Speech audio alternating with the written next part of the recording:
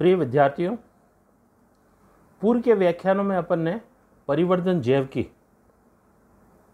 का सामान्य परिचय, उसकी परिभाषा, उसका इतिहास अपन ने पढ़ा था। आज के व्याख्यान में अपन भ्रमणकी से संबंधित विभिन्न वैज्ञानिकों द्वारा प्रतिपादित सिद्धांतों को पढ़ेंगे। इसमें सबसे पहले पूर्व रचना सिद्धांत, प्री फॉर्मेशन थ्योरी, सूक्ष्मदर्शी यंत्र की खोज के पश्चात पूर्व रचना सिद्धांत प्रतिपादित किया गया था। शुक्राणु व अंडाणु की खोज के पश्चात यह मत बना कि युग्मकों में पूर्व निर्मित या सूक्ष्म रूप से जीव उपस्थित होते हैं। निश्चेषण पश्चात यह सूक्ष्म जीव पोषण प्राप्त कर विकसित करते हैं। यह सूक्ष्म जीव में विकसित प्राणी की सभी रचनाएं पूर्व निर्मित या उपस्थित होती है, अतः इसे पूर्व रचनावाद कहा जाता है। जॉन स्वैंडरडैम ने 1666 में मेंढक के अंडे का प्रेक्षण कर एक रेखांकित चित्र बनाया। वह पूर्व रचना सिद्धांत प्रतिपादित किया। एवी लेवेनहुक ने मानव शुक्राणु खोजने के बाद इन्होंने भी इस सिद्धांत का समर्थन किया। हार्टसोकर ने 1695 में अपने शोध के आधार पर चित्र बनाया, जिसमें शुक्राणु का अग्रभाग, जिसे सिर कहते हैं, उसमें सूक्ष्म मानव, अ लिटिल मैन, जिसे होमोक्यूलस कहा गया, उपस्थित होता है। दिए गए चित्र में उस प्रकार की आकृति आप उसके हेड रीजन में देख सकते हैं। शुक्राणु व अंडाणु की खोज होने के पश्चात पूर्व रचनावादियों के दो समूह में विभक्त हो गए। एक समूह अनुसार शुक्राणु के शीर्ष में प्राणी का सूक्ष्म रूप उपस्थित होता है, जो अंडाणु से तो मात्र परिवर्धन हेतु पोषक पदार्थ ग्रहण करता है। इस सिद्धांत के समर्थक को एनिमिक्युलिस्ट अथवा स्पर्मिस्ट कहा जाता है। इस सिद्धांत के समर्थन में प्रीवोस्ट, ड्यूमस व हार्टसोकर आदि थे। दूसरा समूह जो यह मानता है कि अंडे में सूक्ष्म जीव उपस्थित होता है और शुक्र द्रव का कोई विशेष महत्व नहीं होता, ऐसे अनुयायियों को अंडवादी या ओविस्ट कहलाए। मैल्फिजी, स्वैंडरडैम, हॉलर, बोनेट, स्प्लेंजनी आदि इस मत के समर्थक थे। निकोलस डी मेलबार्क,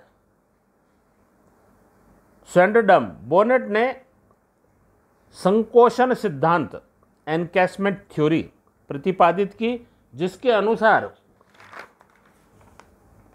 आगामी पीढ़ियों का सूक्ष्म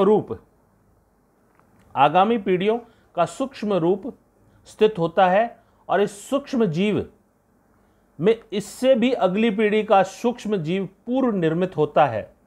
स्वैंडरडैम के अनुसार इस प्रकार भ्रूण के अंदर भ्रूण का सिलसिला आदम व ईव के शरीर से पहले से मौजूद था। लंबे समय तक दोनों समूहों में बहस चलती रही, लेकिन 1759 में कैस्पर फ्रेडरिक वुल्फ द्वारा दिए गए प्रयोग में पाया गया कि मुर्गी के भ्रूण में किसी भी प्रकार की पूर्व संरचना नहीं उपस्थित होती है।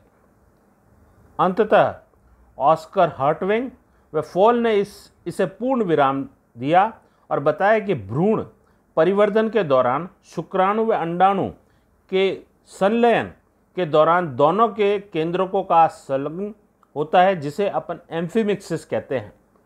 तत्पश्चात भ्रूण परिवर्धन में दोनों युग्मों की उपयोगिता व महत्व को समझा गया। दूसरा सिद्धांत जो दिया गया था उसका नाम था अनुजनन सिद्धांत, थ्योरी ऑफ एपिजेनेसिस। सूक्ष्म जीव की खोज व औत्की के नए तकनीकों के विकास के बाद इसका अध्ययन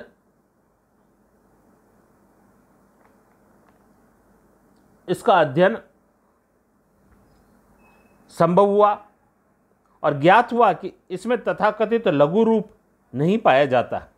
सेंट हिलेरी ने मुर्गे के निषेचित अंडे को वार्निश व मोम से ढककर तथा हिलाकर चूजे प्राप्त किए। चूजों का परिवर्धन तो हुआ, लेकिन जन्म से उनमें असमानता व विकृति, जिसे टेरेटोलॉजी कहते हैं, पाई गई, जो दर्शाता है कि अंडे स्वयं में परिवर्तन की शक्ति नहीं होती और इसके लिए उसे बाहरी बलों पर निर्भर रहना पड़ता है। यदि भ्रूण में पहले से पूर्व रचना सिद्धांत अनुसार जीव होता तो ये विकृति क्यों उत्पन्न होती। अतः विलियम हार्वे ने अपनी पुस्तक ऑन जनरेशन ऑफ एनिमल्स में इस सिद्धांत को अनुजनन नाम दिया और उनके अनुसार शुक्राणु व अंडाणु के संलयन से नव प्राणी का उद्भव होता है, जिसमें दोनों जनकों के गुण पाए जाते हैं।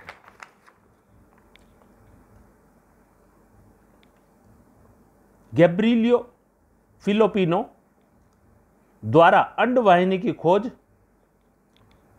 रेगनियर डी ग्राफ द्वारा फॉलिकल नलिका द्वारा अंडाशय में गर्भाशय में पहुंचना व निकोलस स्टेनो द्वारा अंडाशय में मादा युग्मक में जनन कोशिका को ओवरी नामकरण, ये जब अनुजननवाद को तर्क संगत व पूर्व रचना से अधिक मान्य सिद्ध करते हैं।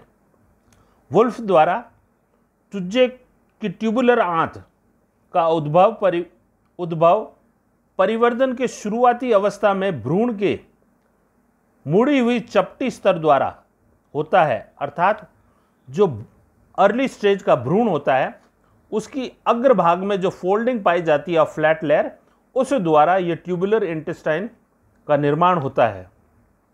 उनके अनुसार भ्रूणीय विकास किसी विशेष ताकत या प्रभाव के कारण ही होता है, जिसे आगे चलकर कार्ल अर्नेस्ट वॉन बियर ने सिद्ध किया। धन्यवाद।